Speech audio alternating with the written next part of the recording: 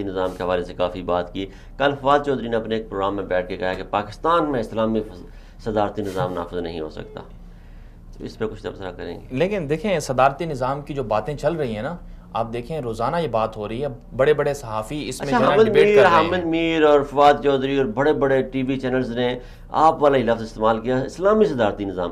مجھے یہ سمجھ نہیں آئی مدیر صاحب، فردوس جمال صاحب، کہ آپ بتائیں گے یا پھر مدنی صاحب بتائیں کہ تاریخ کے آئینے سے کہیں جھانک جھونک کے بتائیں مجھے کہ کوئی ایسی مثال ملتی ہے اسلامی صدارتی نظام کی، کوئی مثال ملتی ہے کیا اسلام صدارتی نظام کی وضاحت تو صدارتی نظام کی کوئی اس کی وضاحت جو ہے اس کی وضاحت مدنی صاحب کریں گے، چونکہ میں نے اپنے اس میں صدارتی نظام لکھا ہے، اسلامی کا لاحقہ سابقہ میں نے نہیں لگایا. لیکن میں نے ایک تقریر سنی ڈاکٹر اسرار احمد صاحب کی، ٹھیک ہے، تو انہوں نے بہت سارے نظاموں کا تقابل کیا، ڈیموکریسی، آپ کا پریزیڈنٹ شپ، یہ ساری چیزیں. لیکن انہوں کا یہ کہنا تھا کہ صدارتی جو نظام ہے وہ زیادہ قریب ہے اسلامی نظام کے. جی بالکل یہی بات ہے، اسلامی نظام نہیں ہے بلکہ اسلامی نظام کے زیادہ قریب ہے.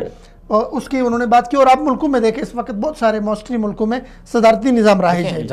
صدارتی نظام کا ایک فائدہ یہ ہے ہمارے جیسے ملک میں کہ آپ اپنی 4 سیٹوں کے لیے ان کے محتاج نہیں ہوں گے، ان کی تعریف نہیں کریں گے. بھائی آپ کے پاس ایک دفعہ ہے. اور پھر ملک کی اکائی جو ہے وہ آپ دیکھیں، ایک بندہ سندھ سے کھڑا ہوتا ہے، پنجاب سے کھڑا ہوتا ہے، خیبر پختونخوا سے یا بلوچستان سے، وہ ملک کا صدر بن سکتا ہے، سربراہ بن سکتا ہے، اور وہ جو ملکی اکائی ہے، جو وفاق کی اکائی ہے، وہ مضبوط رہے گی. دیکھیں اسلامک، جیسے آپ نے سوال کیا کہ یہ اسلامک صدارتی نظام کیا ہوتا ہے. اگر اسلام کی ہم بات کریں تو اسلام نے ہمیں کوئی ایسا سیاسی نظام لگا بندہ نہیں دیا ہے کہ آپ کے لیے جمہوریت صحیح ہوگی یا پھر آپ کے لیے صدارتی نظام صحیح ہوگا.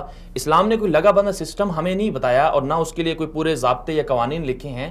عملی طور پر جو رسول پاک صلی اللہ علیہ وسلم کے بعد جو خلافت راشدہ کا دور تھا، اس میں جس طرح سے چناؤ ہوا، جس طرح سے انتخاب ہوا، وہ چند بڑے لوگ اکٹھے ہو گئے. حضرت ابوبکر صدیق کو رسول پاک صلی اللہ علیہ وسلم نے خود منتخب کیا تھا، اور سیدنا عمر رضی اللہ تعالیٰ عنہ کو حضرت ابوبکر صدیق نے منتخب کیا تھا، اور بعد میں حضرت جو عثمان رضی اللہ تعالیٰ عنہ تھے ان کو بھی صحابہ کرام نے مل کر جو ہے منتخب کیا تھا.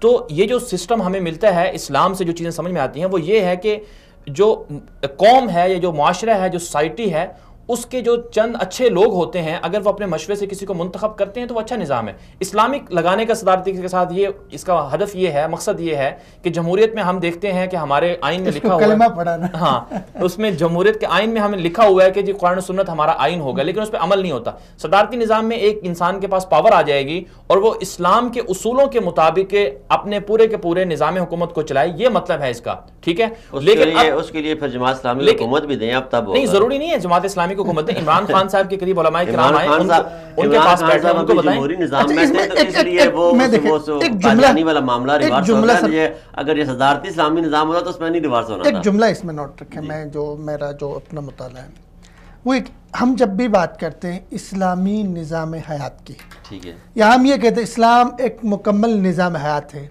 یہ بات درست نہیں ہے. اسلام مکمل نظام حیات نہیں ہے، بلکہ اسلام اصول دیتا ہے، نظام حیات ہم نے خود بنانا ہے.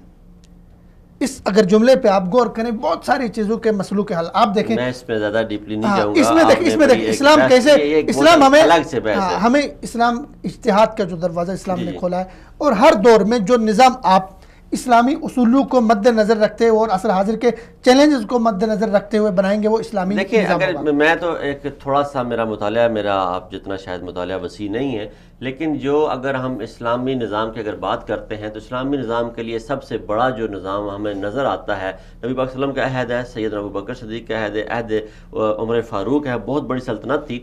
تو سیدنا عمر فاروق جن جن ممالک کو وہ فتح کرتے گئے، وہاں اب ایک سب سے بڑا جب مسئلہ آیا کہ وہاں کون سا نظام رائج کیا جائے، تو سیدنا ابوبکر عمر فاروق نے یہ کہا کہ ان علاقوں میں ان کی روایات، ان کی ثقافت اور ان کے اقدار کے مطابق قوانین بنائے جائیں.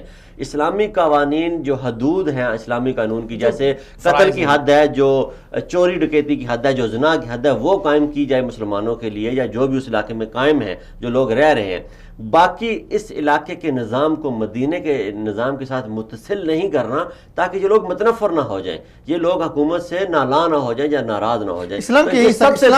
یہ سب سے بڑی ہمیں مثال اس میں ملتی ہے کہ اگر پاکستان میں ہم چاہتے ہیں کہ پاکستان میں اسلامی نظام رائج ہو، تو جو قوانین اسلام ہیں، فار ایگزامپل طلاق کا قانون ہے، جو جہاد کا قانون ہے، جو نکاح کا قانون ہے، وراثت کا قانون ہے، قتل کی حد ہے یا جو چوری ڈکیتی کی حد ہے، جو زنا کی حد ہے، وہ تو ہم قائم کر دیں. باقی جو قوانین ہیں وہاں پاکستان کے اندر، وہ پاکستان کے وہی روایات کو مد نظر رکھتے ہوئے، اقدار کو مد نظر رکھتے ہوئے اور معاشرتی اقدار کو مد نظر رکھتے ہوئے بنائے جائیں، اور اسی کو ہم اسلامی نظام کہہ سکتے ہیں. اس میں کوئی حرج نہیں. لازمی نہیں ہے کہ وہی قانون ہم وہاں پہ نافذ کریں جو اس وقت سعودی عربیہ میں نافذ ہے. اسلام کا تو دیکھو، اسلام تو اصول دے رہے ہیں نا. اسلام کی خوبصورتی یہی ہے کہ یہ ہر عہد کے لیے ہے، تمام لوگوں کے لیے ہے، تمام طبقات کے لیے ہے. تو اسی اصول کی روشنی میں آپ بنائیں جو بھی نظام آپ کے لیے سوٹیبل ہے. چلیں